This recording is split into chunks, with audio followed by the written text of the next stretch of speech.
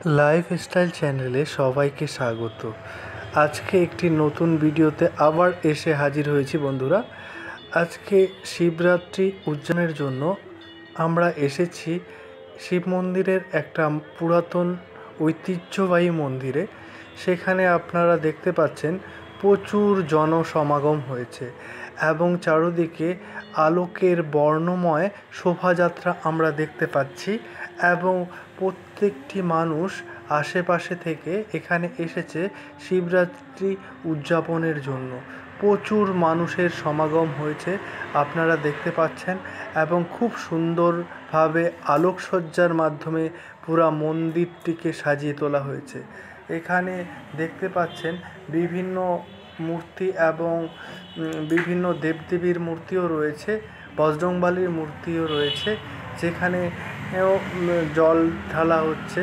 সেই জলের মাধ্যমে বিভিন্ন পঞ্চামৃত তৈরি করা হয়েছে। প্রত্যেককে পঞ্চামৃত নিয়ে প্রত্যেক পুণ্যার্থী শিবের মাথায় জল ঢালছে এবং শিবরাত্রিটাকে খুব ভালোভাবে এই আলোক বর্ণময় জায়গায় এসে উদযাপন করছে।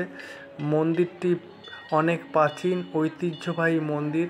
প্রচুর জনসমাগম হয়েছে এবং প্রচুর মানুষ আশেপাশে এবং অনেক দূর দূরান্ত থেকে এই মন্দিরে আসে জল ঢালে এবং জল ঢালার শেষে অনেকে মন্দির ধূপকাঠি জ্বালিয়ে দিচ্ছে এবং প্রচুর মানুষ লাইন বাই লাইন সিরিয়ালি ঢালার চেষ্টা করছে। এখানে আরেকজন পুণ্যার্থীকে পেয়েছি, তিনিও জল ঢালার জন্য রেডি হয়েছেন। তিনি পঞ্চামৃত তৈরি করে এনেছেন বাড়ি থেকে।